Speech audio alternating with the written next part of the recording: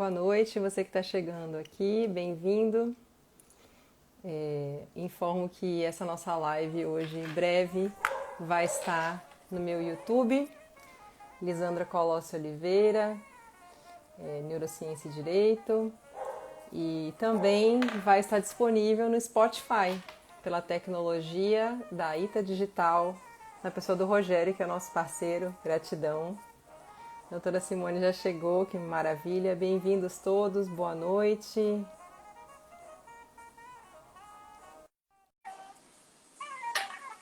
Boa noite, Mércia. Boa noite, Márcio. Olá! Ah! Tudo bom? E Bem, e aí, você, minha querida, querida? como você tá? Tudo ótimo! Saudade de você, viu, Lisandra? Eu também. Eu Nossa, tava pensando, Simone, quanto tempo tem que a gente se viu na última vez? olha, talvez uns 2 anos? Acho que sim. Acho que o Por ano aí, passado a né? gente não se viu, não, né? Nossa, tô Infelizmente, adorando. né? Infelizmente, você sabe que, para quem não, ainda não, logo, logo a Simone vai se apresentar, mas foi minha professora de planejamento sucessório e virou uma amiga também, e a gente cultiva essa Verdade. amizade à distância. Peraí, que entrou outra amiga aqui, Simone, ó, a Moniquinha, não posso deixar Opa, de falar. Moniquinha, beijo, estava no carro comigo conversando. que Bem-vinda, bacana! doutora Mônica, aqui de Feira de Santana, advogada, amiga também dos métodos autocompositivos. Simone, seu cabelo Oh, tá lindo, maravilha. mais loiro assim, eu gostei. Mas deixa eu falar, tá? Na realidade é só o toquezinho da live, porque na realidade o meu cabelo é natural, você acredita? Não é, Tá não tá lindo. mais claro. Obrigada. É a luz, Lindo, eu tô acho, amando. Lisandra. Eu até tirei um pouco Obrigada. aqui. Aqui tem uma luz em cima muito agressiva. Aí eu botei só o ring aqui, não sei o que lá, e pra ficar só no rosto, porque senão você ia ficar com uma luz na sua, no seu rosto, assim, que não ia dar Sim, certo. sim, Não ia é dar isso certo. aí. Olha aí o Então, pessoal chegando, hein? Coisa boa, chegando, obrigada, Mônica. Olha, Mônica querida, um beijo pra você, viu? Coisa Mercinha tá boa. aqui, ó. Mércia também, uma amiga muito querida, também advogada, muito competente na nossa subseção aqui de Lauro de Freitas, da OAB. Todo Que mundo que está chegando, maravilha. seja muito bem-vindo. Márcio, um amigo também aqui das redes. Olha, Lucas veio prestigiar. Tudo bem, amigo? Bem-vindo. Tem muita gente legal, viu? Muita gente Que legal. bacana, coisa Até o boa. Rodrigo da comissão. É, Nada como estar muito bem acompanhada, né? Pra não tem gente poder dúvida. bater esse papo bacana que a gente vai bater hoje, né, Elisandra? Coisa Isso, boa. amor. Bom, então vamos lá, começando pontualmente às 19 horas, com a doutora Simone Baguinski. Simone, se apresenta para o pessoal.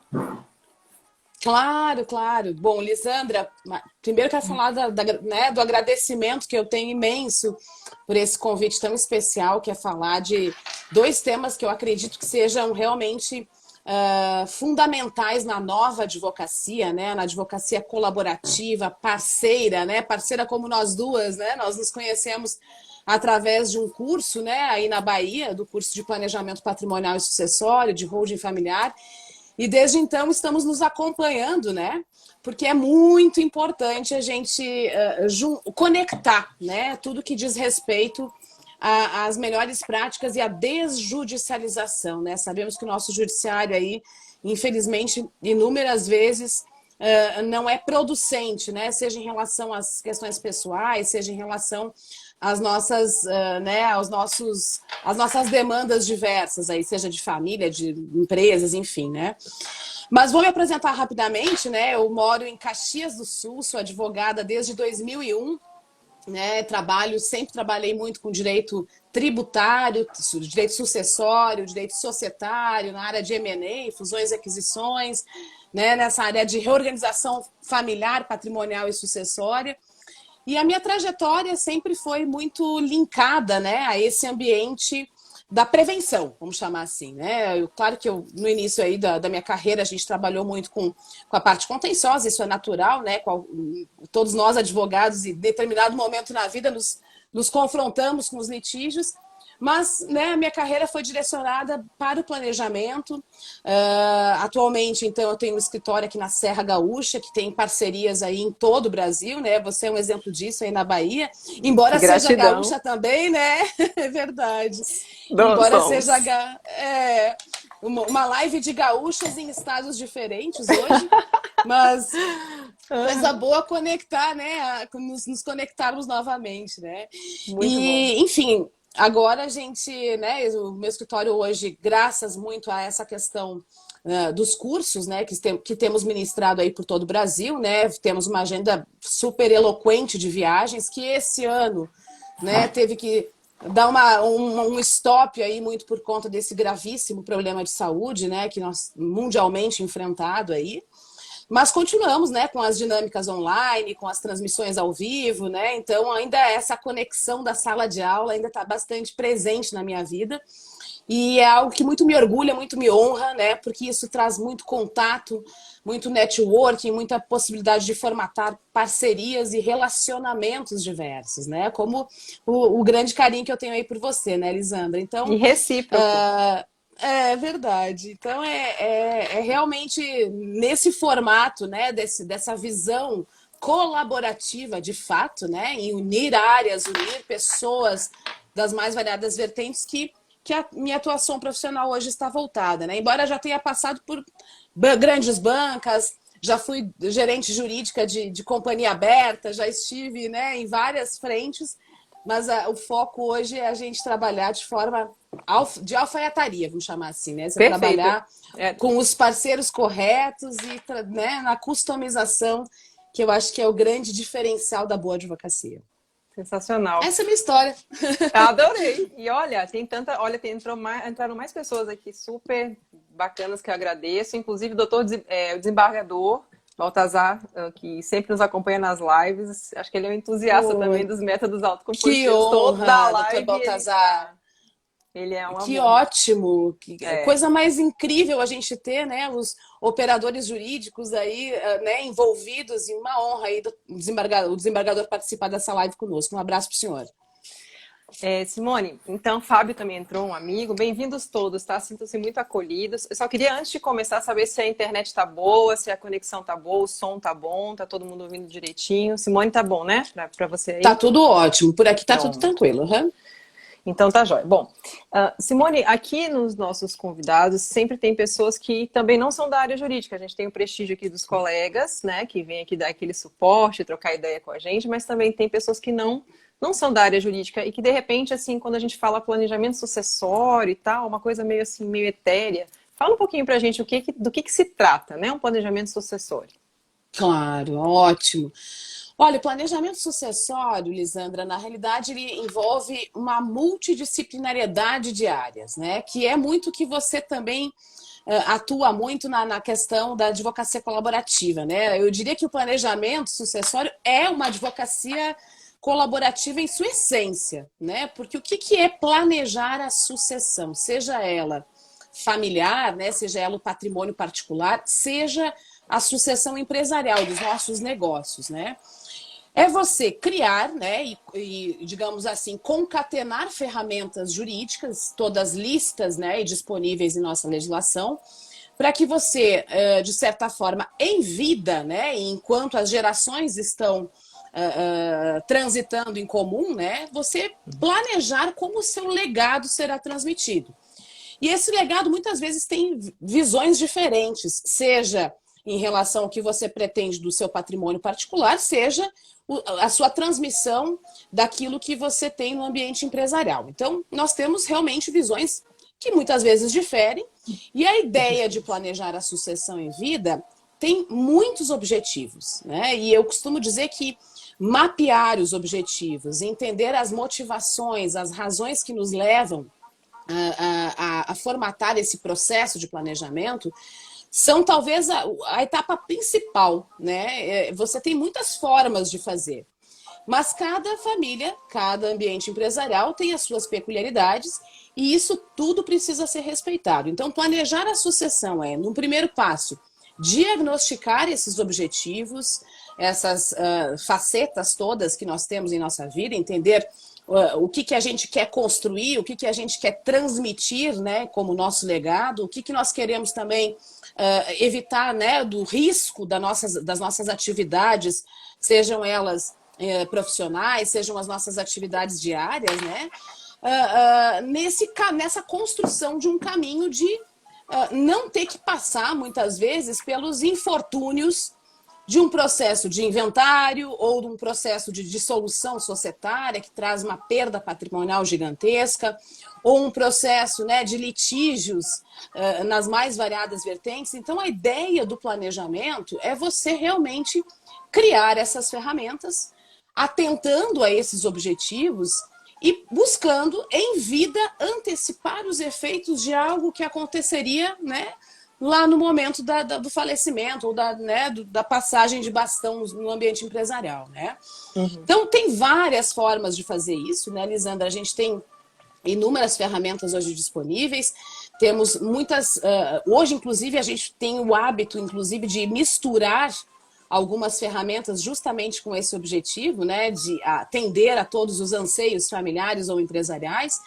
Então, planejar a sucessão eu diria que é um caminho sem volta, né? Hoje, quem planeja certamente se dá conta dos inúmeros benefícios, das incríveis reduções de carga tributária, né? Que isso também é uma consequência, muitas vezes, desses planejamentos bem feitos, né?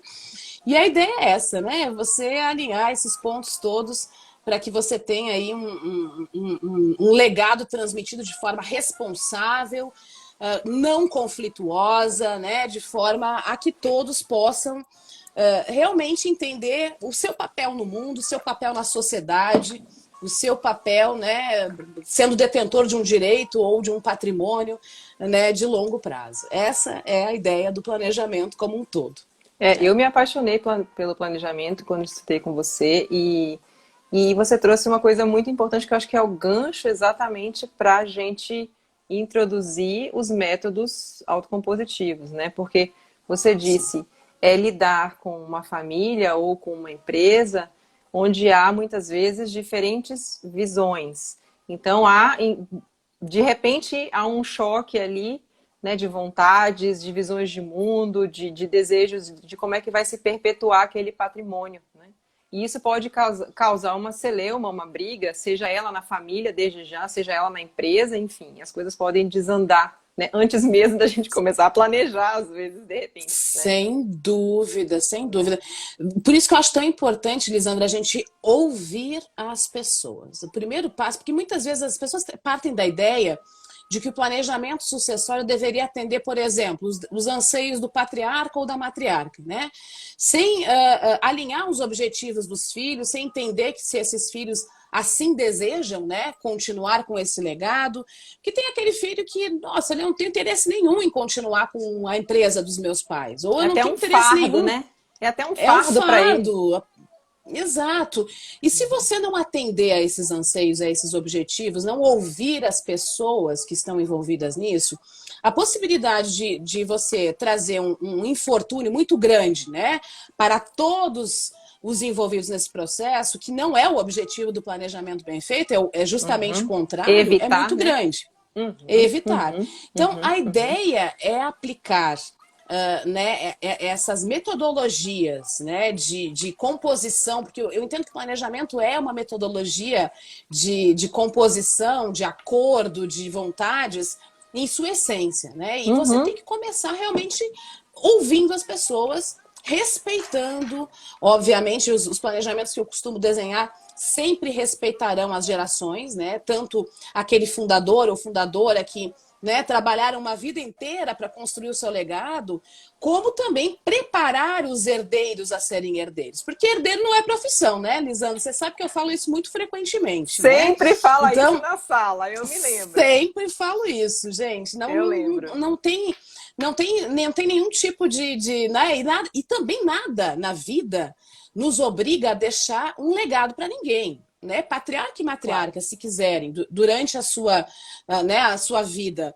usufruírem integralmente daquilo que construíram, não existe nada que os obrigue a deixar aos seus filhos. Né? Frequentemente eu ouço perguntas assim, Simone, meus pais estão gastando todo o dinheiro que ficaria, né, para nós de herança. Mas é um direito que eles querem, né? É um direito que lhes cabe. Então, exato, nós temos que entender, respeitar os princípios das pessoas e eu entendo que esse processo precisa realmente ser desenhado em cada caso concreto. Né? Um outro grande tabu e que eu acabo, de certa forma, muitas vezes indo contra, né? A questão dos modelos, né? Uhum. Eu posso aplicar, né, a metodologia que foi aplicada na família ou na empresa X para o caso Y? Sem dúvida, você não pode fazer isso. Se você fizer isso, você estará cometendo grande equívoco de aplicar, né, algo pronto que vai trazer exatamente o conflito ou o problema no futuro, né? Então, esse Exato. trabalho de alfaiataria é algo fundamental, sem dúvida alguma, né? E assim, exatamente nessa esteira, você está dizendo que ouvir é importante. Ouvir é a base de qualquer um dos métodos autocompositivos. Começa-se ouvindo, né? Então, pode ser uma negociação com base em interesses. Vou falar um pouquinho sobre isso para quem está chegando aqui. Ó, a Gabi chegando também, uma querida do Rio Grande do Sul, do agronegócio. Uma Olha querida, aí, Tiago, da que comissão, bacana. bem-vindos. Bem-vindos todos, tá? Camila Mota, amiga também, presidente de comissão aqui em Lauro. Pois bem, então, diante de uma situação de diferentes visões de mundo, ou de pessoas que de repente têm dificuldade de se escutar, ou de pessoas que têm ali interesses contrapostos, né? Como fazer, né? Como conciliar ou como trabalhar isso para que até o planejamento sucessório seja fértil. Porque só fazendo também um parêntese, muito bonito e interessante e importante que você está dizendo em termos de não existe modelo pronto em que você fez um modelo A e isso se aplica para o caso B, porque isso é a nova advocacia, né? Essa história de copia e cola, isso é para a advocacia de massa, que não é o nosso caso, obviamente, mas que também hoje foi reduzida em muito com a pandemia, né? Então, assim, Sem dúvida. não isso é uma outra advocacia. Essa advocacia, que vocês vem falando desde o início, como nós estamos hiper alinhados, é uma advocacia, sim, customizada. Então, como tratar? Se nós temos uma diferença de visões. Bom, nós podemos começar com uma negociação, né? Uma negociação com base em interesses. Então, assim, o que realmente está por trás? Digamos, o patriarca vai dizer, eu não quero, não sei, estou imaginando, que meu filho caçula assuma. Mas o que ele está dizendo com isso? Na verdade, será que ele está dizendo que aquele menino ali, ele enxerga nele uma outra coisa? De repente não é uma coisa negativa. Então, de repente pode se instalar um conflito porque ele não está dizendo, porque ele não está sendo ouvido no que está por trás. Aquela ali é a posição que a gente Exato. fala, né? A bandeira. Você não vai ser meu sucessor, digamos assim, né? Estou imaginando aqui. Então, uma negociação que vai investigar o que é que está ali no subliminar, né? Então, são as perguntas bem colocadas para a gente poder fazer esse filtro, né, e construir. Eu uso sempre o exemplo de Jimmy Carter, que fez uma negociação de paz, né, no Oriente Médio, lá na época, o Egito, e era Israel, me parece, e ele chamou o primeiro-ministro e o presidente lá para Camp David, 79 anos que eu nasci, que a gente estuda isso no início da negociação, e conseguiu celebrar um acordo quando ele soube acessar uma questão emocional lá, X, do primeiro-ministro, foi o primeiro-ministro, ele fez assim uma dedicatória para os netos, numa foto, e aquilo quebrou o gelo, e aí ele conseguiu acessar essa pessoa sem aquela barreira, aquela guarda, aquela armadura, e aí o negócio fluiu. Eram 13 dias tentando, mas finalmente quando ele acessou esse lugar, né, do emocional, eu escuto muitas pessoas que trabalham com negociação dizerem que o emocional tem que ser deixado de fora, né, da mesa de negociação. Eu discordo, isso é impossível, nós somos seres humanos, graças a Deus não somos máquinas, né? Então, para Exatamente. não ficar só monopolizando a conversa, eu vou pular já para os outros métodos, mas depois a gente vai voltando e eu vou falando mais umas coisinhas. Temos a mediação, que é a mediação que a gente está falando é a extrajudicial, não é a mediação que ocorre nos tribunais, né? Não é a mediação pré-processual ou durante o processo que as pessoas podem requerer, não é isso, é uma mediação feita por câmaras ou por mediadores ad hoc, como eu. Então, nós vamos ali utilizar uma das técnicas ou mesclar técnicas, procurando restabelecer o quê? O diálogo. O mediador, ele não dá a solução, ele não é um juiz privado como o árbitro, ele não vai decidir a causa, ele não vai decidir o conflito, ele não vai dizer quem tem razão, quem ganhou, quem perdeu, não existe. Ele vai facilitar justamente o que você está me dizendo, que as pessoas se escutem. E a partir de escutarem-se, construam aquilo que querem. Então, para um planejamento sucessório, eu vejo isso como fundamental. Como é que nós vamos poder delinear, desenhar o futuro da sucessão dessa família, dessa empresa, sem nos ouvirmos, sem entrarmos em um mínimo de consenso. Não estou dizendo que vão virar melhores amigos, não. Eventualmente nem vão. Dentro da mesma família pode haver, né? São casos e casos, mas... Visões diferentes. Isso. Mas é preciso harmonizar. Porque se não harmonizar, o patrimônio se esvai. Depois eu quero até que você fale um pouco isso.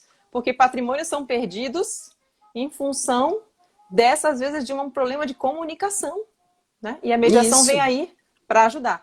E a prática colaborativa é um pouquinho diferente, porque a prática colaborativa, o advogado, então eu posso funcionar como mediadora, Lisandra é mediadora, mas então eu estou mediadora. Eu não estou defendendo nenhum dos lados, eu estou ali imparcialmente conduzindo aquelas pessoas, ajudando-as, melhor dizendo até do que conduzindo, ajudando-as, auxiliando-as no diálogo. Ponto. Agora, se eu trabalho com prática colaborativa, já é diferente. A prática colaborativa, por exemplo, Simone, não sei, o patriarca procura você e fala, doutora Simone, quero fazer o planejamento e tal, mas eu tô com um problema, vamos pensar numa sociedade, que acho que é mais simples. Tô com um problema com o meu sócio, mas eu não quero entrar com litígio, eu não quero, enfim, não quero ir para o judiciário, mas preciso resolver esse conflito com ele e não estou conseguindo. E já ouvi falar de um advogado colaborativo. Então, eu atuarei para esse seu cliente como advogada colaborativa, auxiliando-o, enquanto o outro, o sócio, virá de lá com o seu advogado colaborativo também, defendendo os seus interesses. Eu quero, do lado de lá dirá, eu quero aquilo. E do lado de cá dirá, eu quero isso. E nós iremos costurar junto com você. Eventualmente, se descobrirmos que há ali um problema de repente, emocional, alguma outra coisa, a gente pode agregar na equipe um profissional de saúde mental, normalmente um terapeuta, que vai tratar pontualmente a relação, não é fazer terapia. Porque as pessoas às vezes falam, não, mas vai chamar o terapeuta para fazer vou fazer consulta no escritório. Não é isso. A questão é, a relação ali não está bem, porque de repente o meu cliente quer X e o seu quer Y e travou. E esse travou não é jurídico, eventualmente.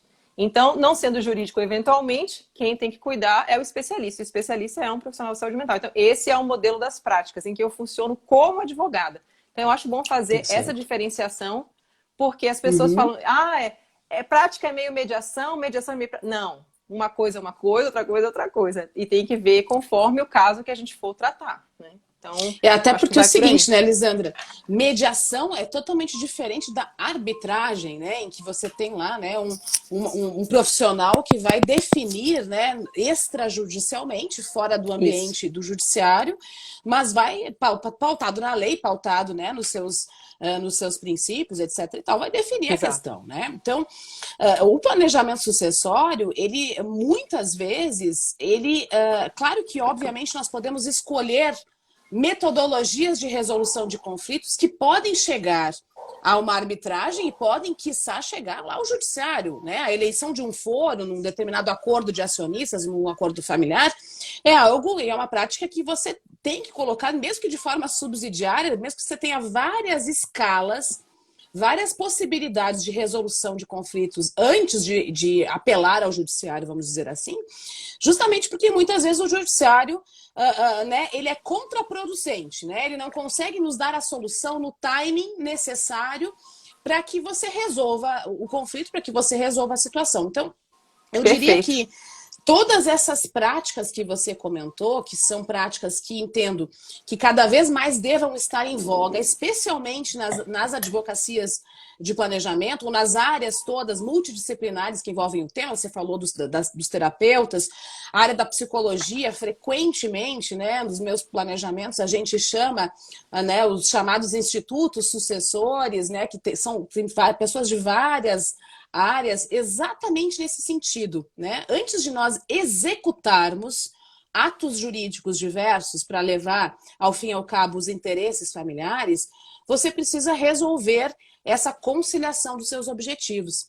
E você precisa ter na mesa todas as premissas que vão levar aquelas pessoas a realmente chegarem a um denominador comum, porque a nossa ideia é exatamente evitar esse conflito, né? Então, eu diria que as práticas colaborativas, Lisandra, elas se aplicam nas 3 fases do processo do planejamento sucessório, né? A primeira fase, que é o do diagnóstico, né, o do entendimento do que é necessário, né? Você falou aí que muitas vezes acabamos tendo uma série de questionamentos, de perguntas, na tentativa da compreensão até das entrelinhas ou do que está por trás dos desejos, né?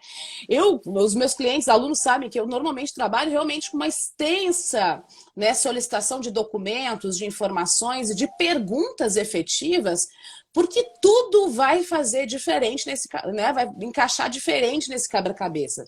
Para você chegar a um desenho final, você tem que ter a informação completa.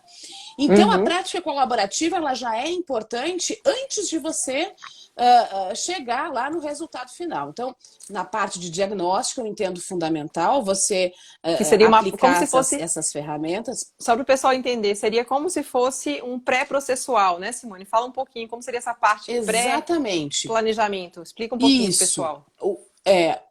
Qualquer planejamento, né, ele prescinde dessa necessidade de você realmente ter, né, a conexão com os dados, com as informações e com os documentos, né? Porque muita coisa você não pode simplesmente alinhar com os dados. Você precisa realmente fazer um completo estudo de caso, eu diria, né, Lisandra? Você ter a customização vem daí. Você começa entendendo qual é o seu regime de casamento. Isso muitas vezes muda todo o cenário, né? Quem é a sua linha sucessória? Quem são seus filhos? Né, as famílias híbridas que nós temos hoje muito frequentemente no Brasil, né? O conceito de família hoje, graças a Deus, está extremamente amplo. Você tem as mais variadas composições familiares e isso é, né, uma grande dádiva. E todas essas relações familiares têm implicações patrimoniais, têm implicações emocionais, né? E você precisa colocar todos esses dados na mesa e a fase pré-planejamento é essa, é o estudo do caso.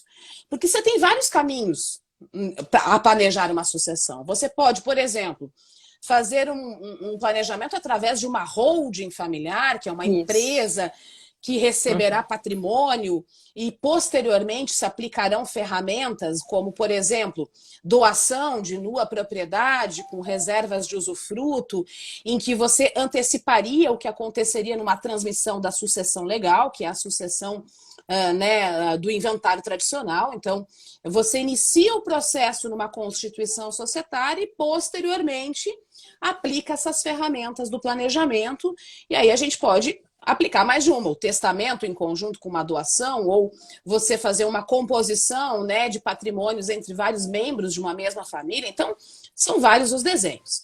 Você tem né, simplesmente a necessidade de organização patrimonial, nem está pensando em sucessão, você está querendo simplesmente né, mapear, definir com clareza, aqui está o risco do meu negócio, aqui está, né, o patrimônio que vou construir ao longo da vida. Então, o objetivo é diferente, você não está pensando ainda em sucessão de longo prazo. Também temos que ter na mesa as metodologias, né, para que esse objetivo seja efetivamente cumprido, né? E claro, uma vez definido o desenho, nada obsta que você altere isso ao longo do tempo, né? E aí a importância de trazer profissionais das mais variadas áreas para que você tenha realmente toda a clareza, a transparência, né, Lisandra? Porque você deixar de falar alguma coisa que está te incomodando, seja no ambiente da família, seja no seu ambiente empresarial, um dia, né, isso é que nem vulcão, né? Uma hora explode tudo e você muitas vezes perde relacionamentos importantíssimos. Eu costumo brincar aqui no Sul, né? Você deixa de comer o churrasco no domingo, né? Com a família, que é uma coisa tão bacana, por conta de, às vezes, pequenas coisas que poderiam ter sido resolvidas, né, de forma harmônica, de forma transparente, de forma equitativa, né? O ouvir, o dar, o receber. Então, isso são coisas muito importantes. Também entendo que essas práticas, se são fundamentais no pré-planejamento, que seria o diagnóstico dos casos, elas são ainda mais relevantes na fase da execução, né? Quando você, definido o desenho, disser, eu vou por esse caminho, As etapas desse processo são A, B, C, você vai montar o cronograma de desenvolvimento dessas etapas, e é aí que nós vamos eleger, né, quais são as metodologias de resolução desses conflitos, né? E aí você tem uma enormidade, né? Você falou aí da mediação, você falou né, das outras, os acordos, né, que são fundamentais. Todos os meus planejamentos partem de um documento, né? Eu digo que a cereja do bolo disso tudo, que é realmente você deixar o combinado e o escrito não ficar caro para ninguém, né? Então, protocolos familiares, acordos de sócios, né? A chamada boa governança corporativa, que é muito, né? A exemplificação da prática colaborativa, tudo isso é fundamental no processo. Então, na execução, você já terá um processo amadurecido de diagnóstico, vai eleger essas práticas num eventual conflito, e claro, lá adiante, né, quando você, depois de executar dessas etapas, estiver, né, no transcurso, na linha de convivência com o planejamento, que não é algo que não se altera, né, não é inalterável, você pode simplesmente modificar, né, as premissas ao longo do tempo, aí você vai ver na prática aquilo que você elegeu funcionando e muitas vezes eliminando, né, o litígio judicial. O conflito, a desjudicialização é muito o foco disso, né? Por quê? Porque a judicialização ela é cara, ela é cara financeira e emocionalmente, né? Então ela tem um custo, né, emocional muitas vezes, e a própria demora, né, o próprio transcurso do prazo que hoje nós temos nos litígios judiciais não justifica, né, você deixar de conviver com os seus pares, né? Então, no momento especial como esse que estamos vivendo, né, um momento de pandemia em que voltamos os olhos para dentro da nossa casa, das nossas relações familiares, estamos convivendo cada vez mais com os nossos, isso se torna ainda mais importante, Lisandra, né? É você, com certeza, né, conseguir efetivamente colocar em prática essa intenção de não ter que sofrer né, as consequências aí de uma eventual briga num processo judicial. No judiciário. Né? Não tem dúvida. Às vezes ele é inevitável, né? Mas claro, se você consegue evitar, não há dúvida que é melhor, né, fazer uma composição.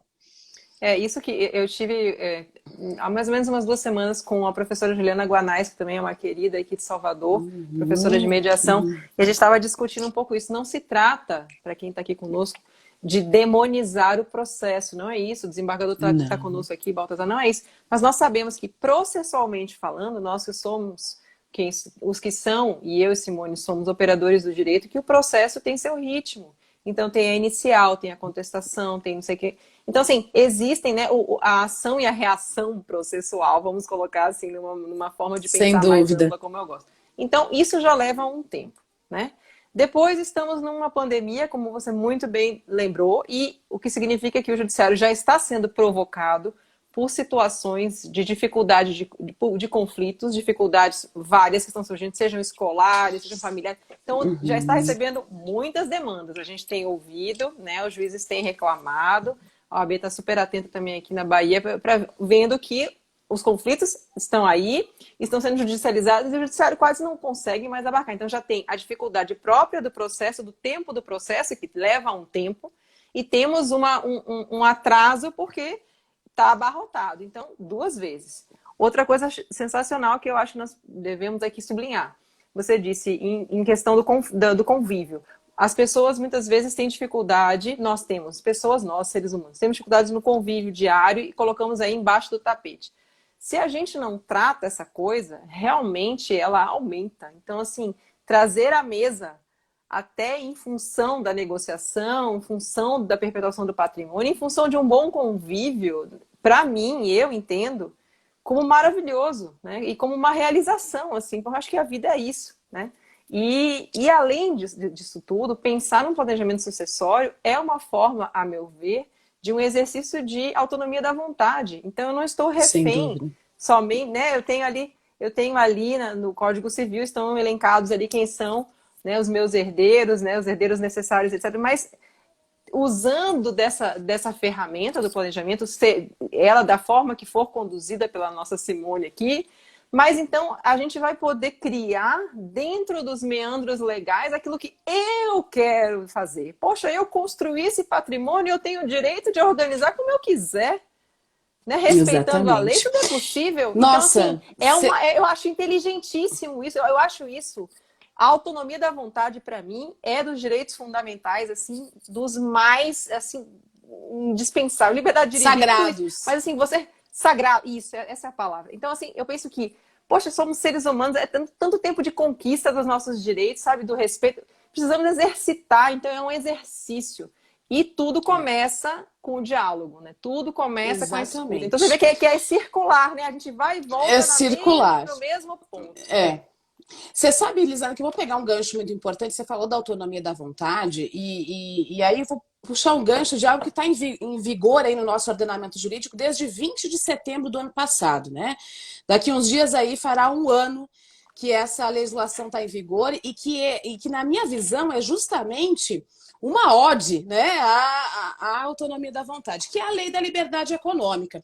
A lei da liberdade econômica fala muito exatamente disso que você está mencionando, que é você respeitar as relações privadas, você judicializar na excepcionalidade, né? Aquilo que você pactuou, aquilo que as partes entenderam como os princípios da né? Seja de um contrato bilateral, seja numa relação familiar, seja numa holding, seja numa empresa operacional, né? Você excepcionalmente.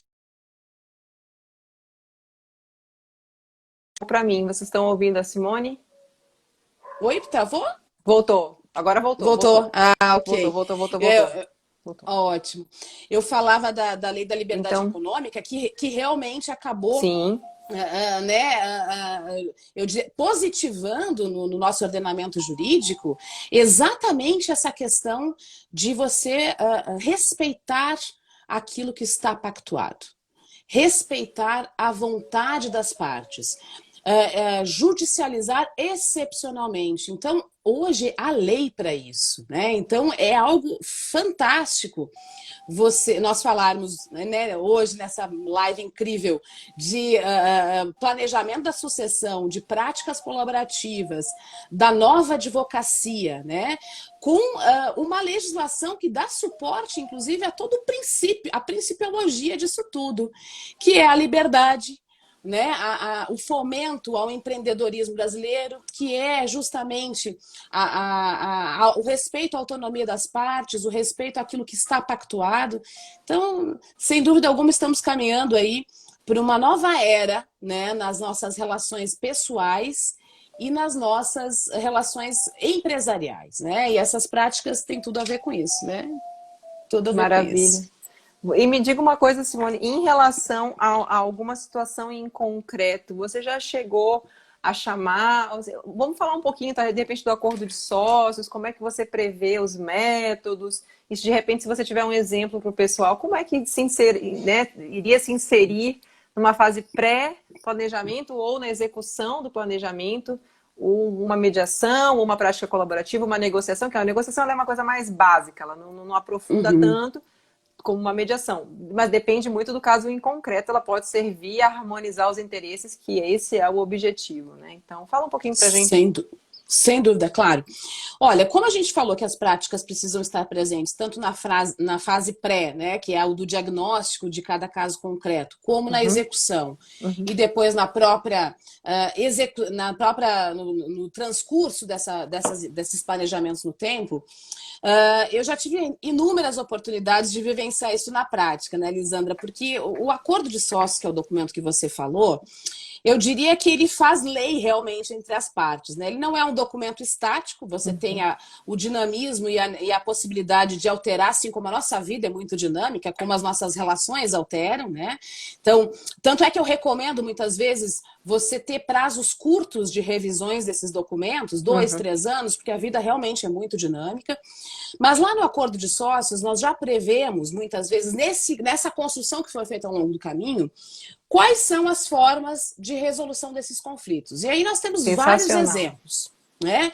Nós temos, assim, desde a criação no ambiente familiar, né, dos conselhos de administração, das diretorias específicas, com seus poderes, digamos assim, muito bem delineados, né? Os votos de Minerva, a voz, né? O patriarca terá ou não um peso maior que seus pares, né? Em determinado ambiente empresarial, no familiar ou no próprio ambiente empresarial. Então, criaremos sistemas de tomadas de decisões através da escuta ativa de todas essas pessoas envolvidas, né? E aí sistematizaremos isso formalmente, né? Com votos, com reuniões periódicas. As reuniões de sócios, infelizmente, no Brasil, são muito desdenhadas, né? A gente vê que a legislação nos obriga, nas limitadas, por exemplo, nos reunimos apenas uma vez ao ano, no 4º mês seguinte ao término do exercício social, e acaba sendo, na realidade, uma lavratura de balanço com assinatura, né? E isso é realmente uma pena. Pena.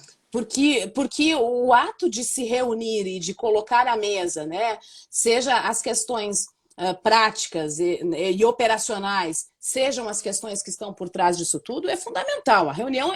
Reuniões nos ambientes dos planejamentos, elas são lá bimestrais, trimestrais, você tem que se reunir várias vezes, às vezes mensalmente, né? Então você vai colocar lá o sistema de tomada de decisão, né, o que você entende como adequado. Você pode, então, no próprio documento já prever esse sistema. Você pode prever, né, a mediação, sem dúvida alguma. Chegamos em determinado impasse, né? Vamos instaurar aqui, né, um processo de mediação em que as pessoas, né, serão novamente ouvidas e você conduzirá que a tomada de decisão não seja imposta, que ela seja construída, né? Então não há perdedores ou vencedores, existe o bem comum, né? Que é isso, que é aí que você vai chegar realmente na efetividade daquele acordo de sócios. Você pode trazer lá, eventualmente, né, outras fórmulas alternativas, né, como, por exemplo, posso trabalhar com a própria advocacia colaborativa, as partes chegarem num consenso, cada um contratará e teremos lá o sistema de tomada de decisões já pré-definido, né, através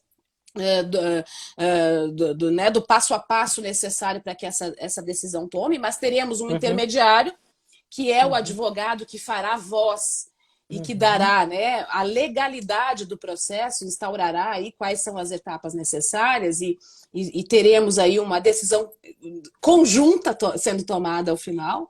Então você tem várias situações que isso pode se aproveitar. Eu vivi agora, exatamente há 30 dias atrás, uma execução, né, de uma cláusula de mediação num acordo de sócios que foi fantástica, né? Foi online, inclusive, que isso é uma outra coisa muito interessante. Pois né? boa. Vamos falar sobre isso. Sim. Exatamente. Nós tínhamos uma lei super rígida, né, que vinha lá da lei das SAs, porque nossa construção do direito societário está muito calcado lá em 76 na lei das SAs, em que tinha lá a necessidade de assembleias previamente convocadas, com formalidades. Hoje, nós temos uma flexibilização disso. Porque a era digital está aí, não é, Lisandra? Então, Total. você pode hoje eleger, né, como uma ferramenta digital sendo o seu canal oficial de tomada de decisões.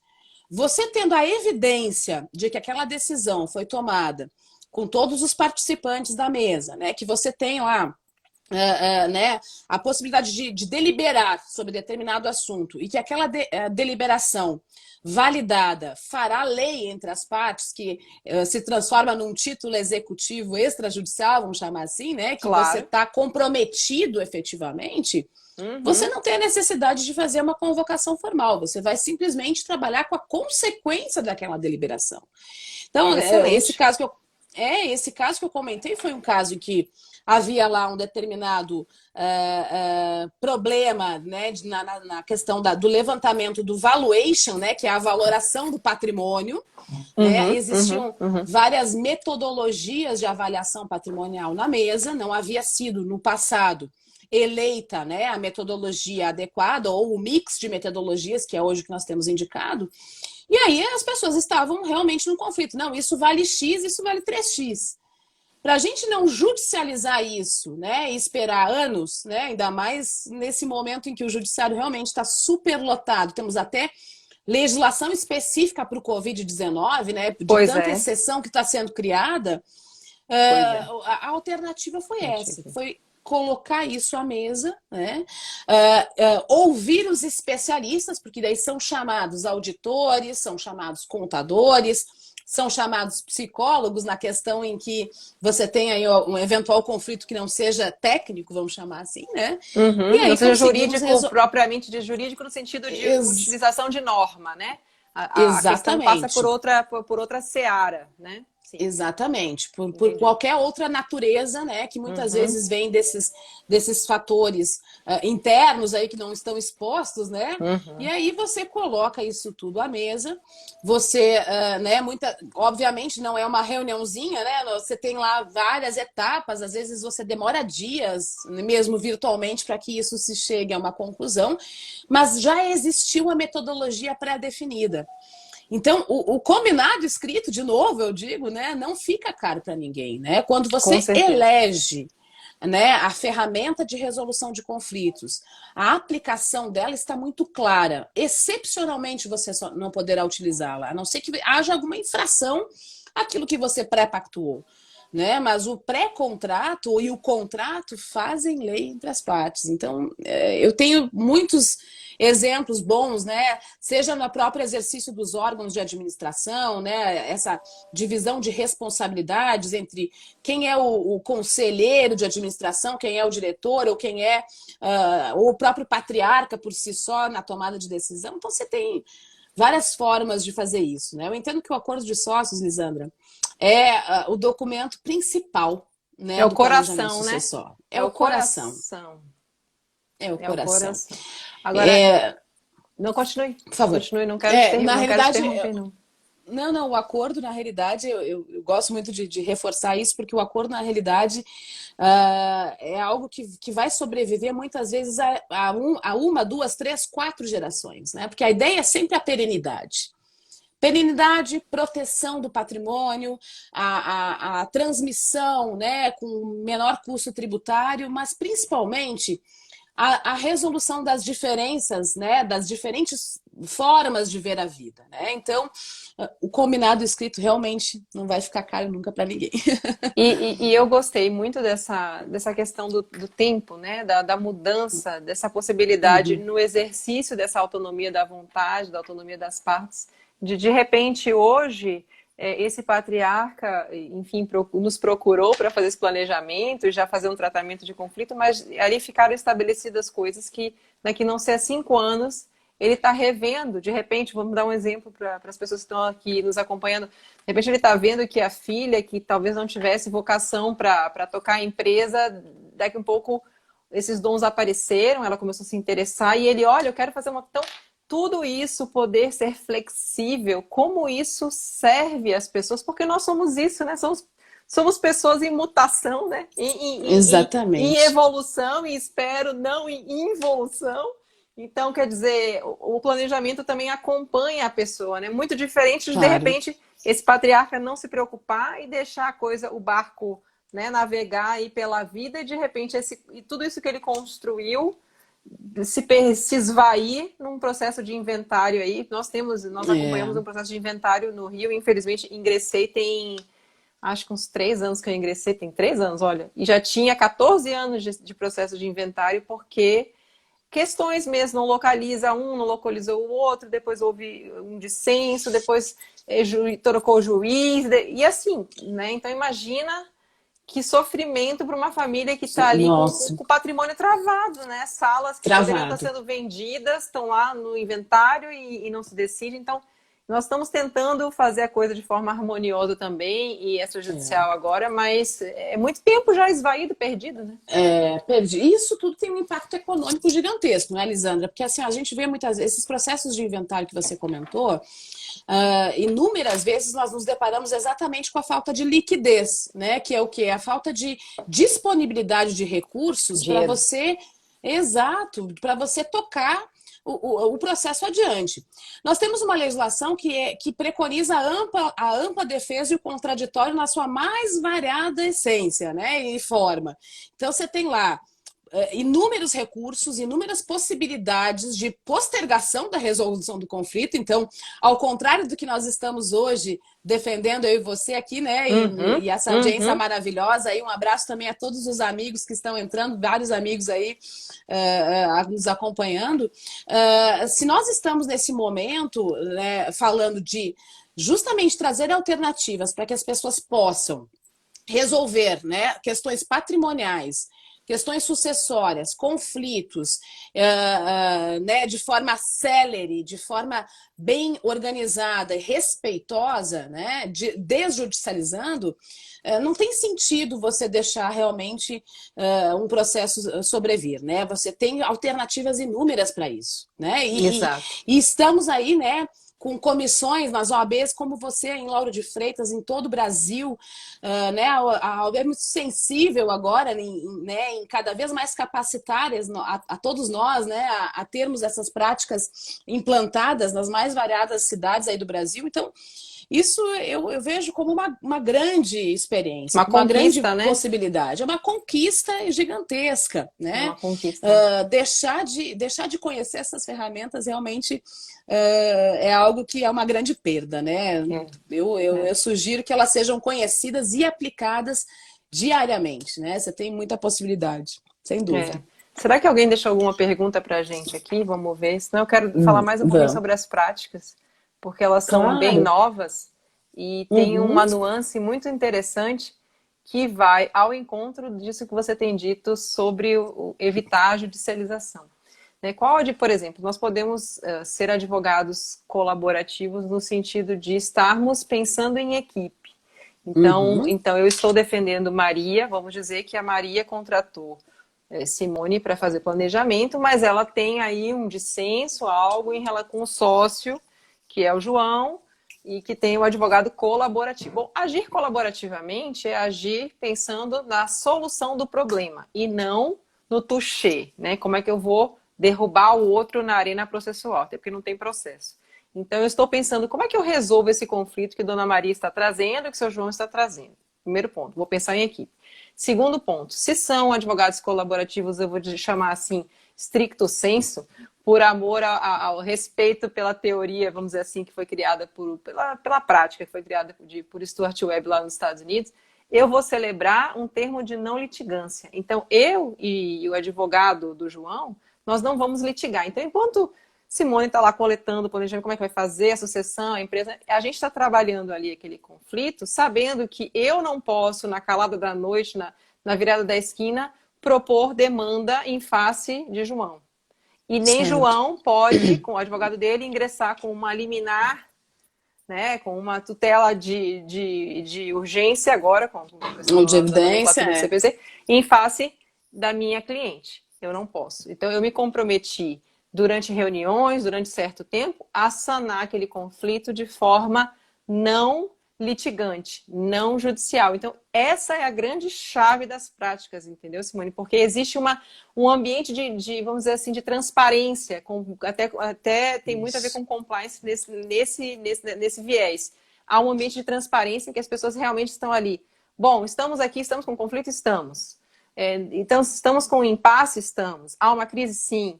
Mas nós não queremos judicializar. Então, vamos atuar de forma colaborativa. Como é que construímos isso? Com auxílio desses advogados, entende?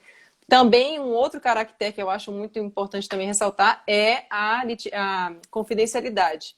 É confidencial o que for falado ali. Isso é muito importante, por exemplo, para o empresário, que não quer que determinadas situações do seu patrimônio sejam expostas aí, de repente, numa petição inicial, né? Então, imagine pagar custas em cima disso. Então, existem N vantagens, né? Que eu acho que o nosso povo ainda, a nossa cultura, a nossa sociedade ainda precisa ser mais trabalhada. E é por isso que eu tenho feito essas lives, sabe, Simone? Para levar isso para as pessoas conhecerem. É possível resolver sem litigar. É possível resolver sem chamar o advogado, como me ligaram uma vez, uma sexta-feira à tarde, 4h30 da tarde, uma sexta-feira. Sextou, não sextou, né? Que eu atendi a ligação, não sextou. E a pessoa, eu quero ingressar com divórcio, desse jeito. Divórcio litigioso segunda-feira. Aí eu falei assim, vamos lá, calma, respira, senta. que a gente já estava no início. Eu acho que Toma foi no uma início, água. não, foi antes da pandemia, eu acho. Foi antes da pandemia, mas a gente não ia marcar de se ver naquele momento, né? Porque 4h30 da tarde de sexta-feira, mas enfim, se quisesse eu iria. Mas o fato foi que nós sentei, eu disse para ele sentar, vamos conversar. O que, que tem de litigante, de litigioso, usando o termo adequado, no seu processo? Ele foi me falando, não tinha nada, era uma bobagem, era uma questão de um valor que estavam divergindo, mas de resto já estava tudo certo, os filhos iam ficar com quem, a organização da rotina ia ficar como, festa, só em função. Falei, meu amigo, vamos sentar para conversar com outra parte, sabe? Então, isso é um agir colaborativo. É Agora, verdade. a prática, entende? Agora, a prática em si tem essas características do termo de participação e de não litigância que eu falei, que eu acho que vale a pena dizer, porque senão a gente acaba botando tudo no mesmo, né, do mesmo lado e são coisas diferentes, né? Acho muito bacana. Tá me ouvindo bem? Deu uma travadinha aqui para mim. Agora deu uma travadinha, agora eu voltei, eu vi Ah, você. Uhum. deu. Não, voltou. Não, Lisandra, você está falando assim o suprassumo realmente do que a gente espera do novo mundo, né? Essa questão que você colocou do divórcio aí que você foi procurada, infelizmente isso é muito comum. Você ter lá brigas né, que parecem enormes, mas na realidade são pequenas desavenças que, se fossem tratadas da forma correta, né? Porque existe também um advogado que tem uma outra visão, o advogado bélico, que eu digo, né? Que é o advogado que entende que realmente a única forma de resolver conflito é diante da toga, né? E aí você tem um outro perfil, né? Não há nenhuma crítica com relação a esse perfil, não é nada disso, mas é que o mundo hoje, pela ineficiência muitas vezes dessas discussões no custo, né? Prazo versus questão emocional versus parte financeira não justifica mais, né? Então, a pessoa ter a alternativa de se valer dessas práticas e de conhecê-las, né? E experimentá-las é uma grande iniciativa. E que bom que cada vez mais temos bons profissionais como você, como os colegas aí que estão nos assistindo, né, tanto da comissão, que estão divulgando isso com tanto afinco, né? Porque isso tem tudo a ver não só na área que eu sou apaixonada, que é a área de planejamento, eu entendo que se aplica para N áreas. Tudo. Né? Para as relações trabalhistas, para as relações empresariais, para as questões de discussões, né, inclusive de dívidas que são formalmente constituídas. Tem tantas formas de você avaliar isso, né? Então, acho que a divulgação massiva tem que ser realmente um objetivo cada vez maior, né? E essas lives são maravilhosas para isso, sem dúvida alguma. Ai, que bom. A gente tem aqui na OAB da seccional um grupo de estudo, Simone, para o qual eu tive a alegria de ser convidada de ser uma das colaboradoras, coordenadoras acadêmicas sobre a advocacia consensual, que aí seria, digamos, uma advocacia na mediação, uma advocacia ou um mediador ou uma prática colaborativa para direito médico. Porque é uma relação também super sensível. Tem um grupo de estudos maravilhoso. Eu vou ter reunião com eles no sábado. Até, inclusive, um deles estava aqui prestigiando a gente. Então, assim, como você disse, as práticas, a advocacia consensual, ela serve a qualquer ambiente em que se queira resolver o conflito. Não usar o judiciário como um palco aí de vingança privada, que não é, nunca foi, nem nunca será. Né? Não. É isso. Que coisa boa. Tá eu fico imensa. Ixi, Bom, então, minha querida, por esse convite maravilhoso. Foi um prazer imenso. Dizer que sou uma entusiasta das práticas colaborativas, que as uso muito nos planejamentos, que as indico, né? E que eu espero que cada vez mais possamos ter a oportunidade de divulgá-las e de fomentá-las, né? O mundo, né, esse novo mundo, né, precisa dessas práticas de resolução de conflitos, né, diferentemente do que acontece no judiciário. Obrigada, viu? É isso aí. Obrigada. Foi ótimo, né? Tá cortando um pouquinho o áudio, mas eu ouvi. E eu também te agradeço muito o ter aceitado o nosso convite, meu convite. E estamos aqui honra. Não só para outras lives, para nossas parcerias. E para quem tiver dúvidas, quiser mandar uma mensagem para a doutora Simone, aí ela não vai, com certeza não vai se negar a responder. Nunca. No WhatsApp, no Instagram dela, todas. e eu também no meu. E a gente Isso. Ela responde mesmo, que eu sei. Ela desde muito tempo que ela responde. É verdade. Então, obrigada a cada um dos, né, cada um dos que vieram aqui. E uma noite excelente para todo mundo. E um grande beijo para vocês. Obrigada, Simone. Obrigada, Beijo. gente. Um beijo grande para todo mundo. Até mais. Tchau, tchau. Tchau, tchau.